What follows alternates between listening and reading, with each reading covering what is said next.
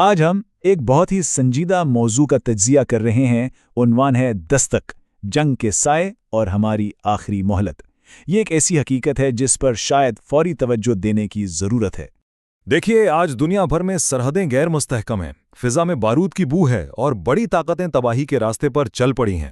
تو یہاں ایک بنیادی سوال اٹھتا ہے کہ کیا یہ سب کچھ صرف ایک سیاسی کھیل ہے؟ تو چلیں اس کے پہلے حصے کو دیکھتے ہیں، جنگ کے سائے۔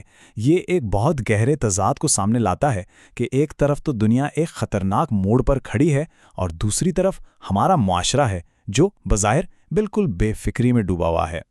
یہ جو منظر کشی یہاں کی گئی ہے نا، یہ صرف خبروں کی سرخیاں نہیں ہے، یہ وہ حقیقت ہے جس کی طرف یہ تجزیہ اشارہ کر رہا ہے کہ طاقت کے مراکز کا ٹکراؤ ایک بہت بڑی تباہی کا پیش خیمہ ہو سکتا ہے۔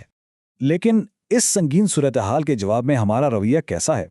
اس تجزیے کے مطابق ہم ہنسی مذاق میں، سوشل میڈیا کی بے معنی بحثوں میں اور ایک عمومی غفلت میں وقت گزار رہے ہیں۔ ہمیں یہ ایک غلط فہمی سی ہے کہ جنگ کہیں دور ہو رہی ہوگی، ہم تک اس کی آنچ نہیں پہنچے گی۔ لیکن دلیل یہ دی جاتی ہے کہ جب قدرت کا قانون حرکت میں آتا ہے تو کوئی سرحد یا ہتھیار پناہ نہیں دے پاتا۔ اب ہم اس تجزیے کے بالکل مرکزی خیال کی طرف آتے ہیں۔ کیا ہو اگر یہ عالمی تنازعات صرف جغرافیائی سیاست کا نتیجہ نہ ہو؟ کیا ہو اگر اس کے پیچھے کوئی گہری روحانی وجہ چھپی ہو؟ یہاں ایک بہت اہم نقطہ پیش کیا جا رہا ہے کہ یہ ممکن ہے کہ جنگ بذات خود اللہ کی طرف سے ایک عذاب ہو۔ یہ ایک ایسا تصور ہے جو ہمیں اپنی موجودہ حالت پر بہت گہرائی سے غور کرنے پر مجبور کرتا ہے۔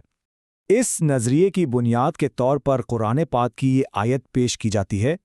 اس میں واضح طور پر خبردار کیا گیا ہے کہ اللہ تعالیٰ قوموں کو ان کے باہمی انتشار اور لڑائی کے ذریعے بھی سزا دے سکتا ہے۔ اچھا، تو یہ ایک دوسرے کی لڑائی کا مزہ چکھانے کا کیا مطلب ہے؟ اس کی تشریح اس طرح کی جاتی ہے کہ یہ وہی نفرت، گروہ بندی اور فرقہ واریت ہے جو آج ہمارے معاشروں میں بہت گہری ہو چکی ہے، کہ یہ محض کوئی اتفاق نہیں بلکہ ہمارے اعمال کا نتیجہ ہو سکتا ہے۔ چلیں دیکھتے ہیں کہ تاریخ اس بارے میں ہمیں کیا بتاتی ہے۔ اس تجزیے کے مطابق بڑی تباہی سے پہلے ہمیشہ انتباہ یعنی وارننگز بھیجی جاتی رہی ہیں۔ یہ سلائیڈ اس تاریخی طرز عمل کو واضح کرتی ہے۔ جب بھی کوئی قوم ظلم حد سے بڑھتی تو پہلے انہیں پیغمبروں کے ذریعے خبردار کیا جاتا، پھر چھوٹی چھوٹی سزائیں بھیجی جاتی، جیسا فرعون کی قوم کے ساتھ ہوا تھا۔ یہ سب اصل میں حتمی تباہی سے پہلے آخری مواقع ہوتے تھے۔ لیکن یہاں دلیل یہ دی جاتی ہے کہ آج ہمارا معاملہ ماضی کی قوموں سے زیادہ سنگین ہے۔ کیوں؟ کیونکہ ان کے پاس تنبیہ کے لیے نئے نبی بھیجے جاتے تھے۔ ہمارے پاس آخری ہدایت یعنی قرآن پہلے سے ہی موجود ہے۔ اس کا مطلب یہ ہوا کہ اب کوئی نیا نبی آ کر ہمیں خبردار نہیں کرے گا۔